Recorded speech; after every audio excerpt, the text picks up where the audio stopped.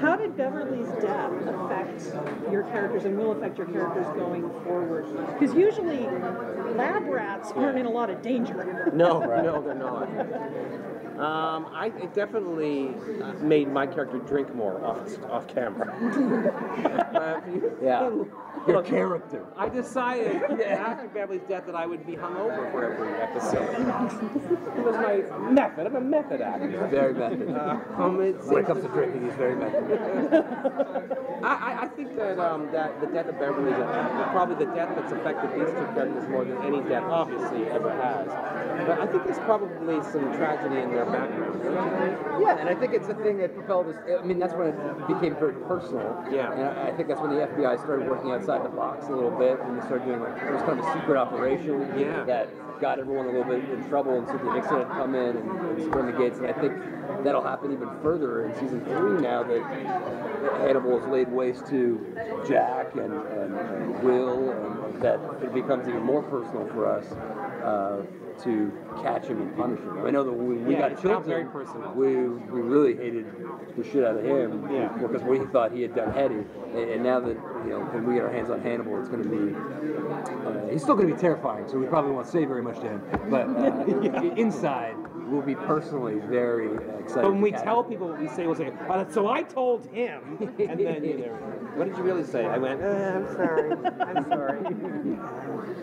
I love the detail that your characters get very early on, particularly in Oof, which unfortunately then they didn't air. But but having Jimmy, the alcoholic, I'm not recoving, was so that's great. like my favorite line in the whole for episode. I mean, the whole series for us too is that line. That line, I love that.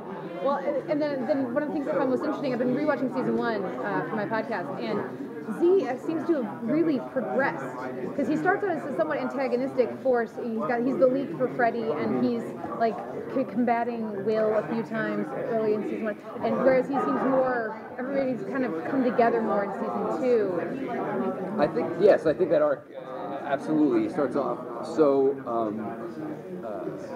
threatened by Will, because I probably fancy myself the smartest guy, no offense, but smartest guy of the crew until Will came along, and to the point where I was detrimental to the cases, where I was leaking information and anything to sabotage the case, and then it grew to just hitting Will because I thought he was not right. I didn't think he was trustworthy. It became very much about the group and the cases.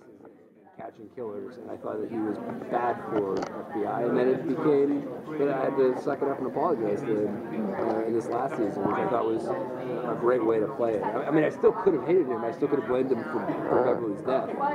Bryan had that option to keep playing that hate for forever, but to have it grow into something, and then maybe it continues to grow into an actual friendship, drinking buddies. Again, sorry. But if Will asks Aaron for a drink, I might go with him. I'm just saying. I'll drink you both on the table. I understand.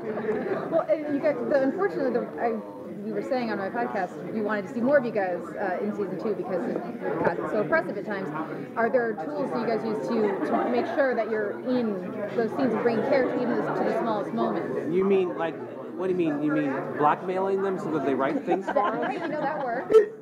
So you mean like do we do things to make the scenes more indelible that aren't actually in the writing? Is that what you mean? Yeah. What character tools do you have? Yes, we did discuss things, and actually we mostly figure out what we're doing in the van ride there.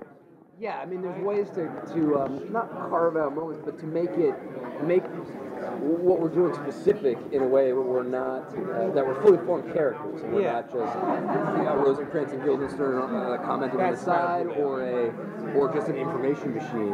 That we have moments of humanity, or whether that's a joke or an argument or nudging or whatever it is, that we are fully formed as everybody else in the show. And I think the writing and everybody involved in the show also does a great job in making us not a cog in some sort of procedural machine, because the show's not a procedural, right? So. And we decided very early on certain things that I would be a little prissy, and Did we decide that, or were you just? I just am. Yeah. And a bit of a know-it-all. And I was going to be a bit of a jerk because we just decided, as a character, I decided decided that he was, abrasive.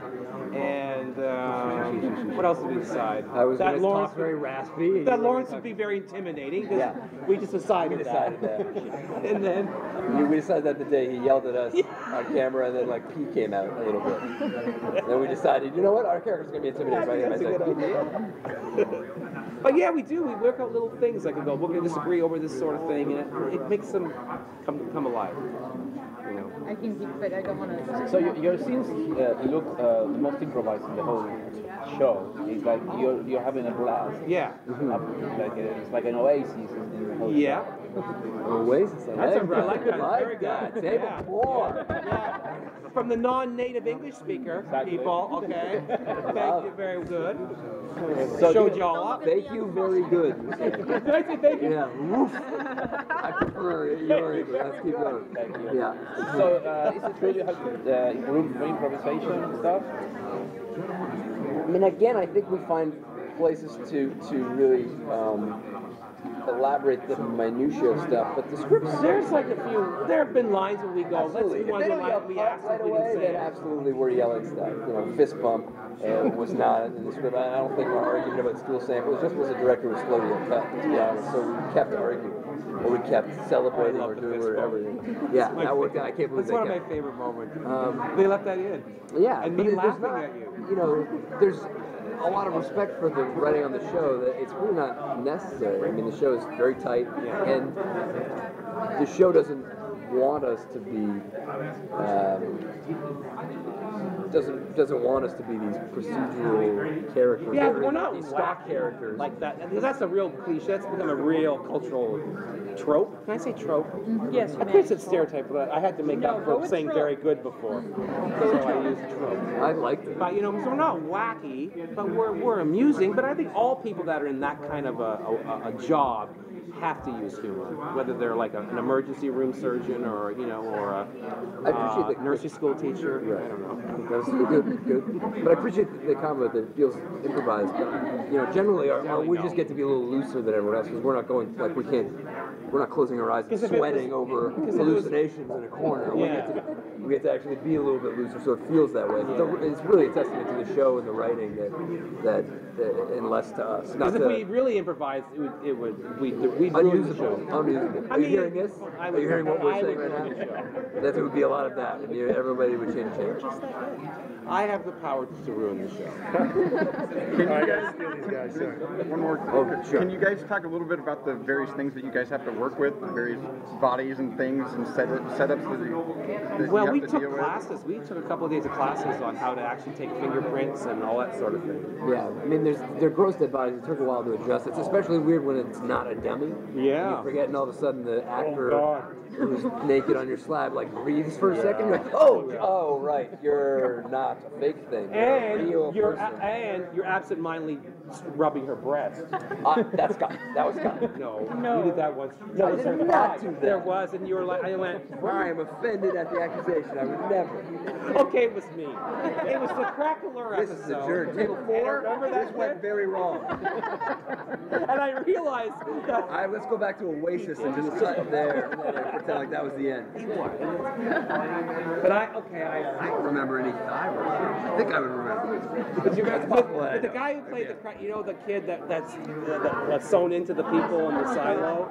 I remember, you might have told me to stop, and I was like picking at the crackler, and we weren't shooting, and I was just kept picking at it, and I realized, I think you may have said something, or he opened his eyes and was like, I'm nude, and you're touching me, and I realized that wasn't, but he was a lovely guy, and that's their fault for hiring him. Sure. He was too nice. That's his problem. And you were also a little bit drunk then. I was a little drunk, and I was a little drunk, and I was attracted to him. And who knew that Crackler was my trigger? Thank you. Thanks, Tim Moore. Thank you very much. Thank you.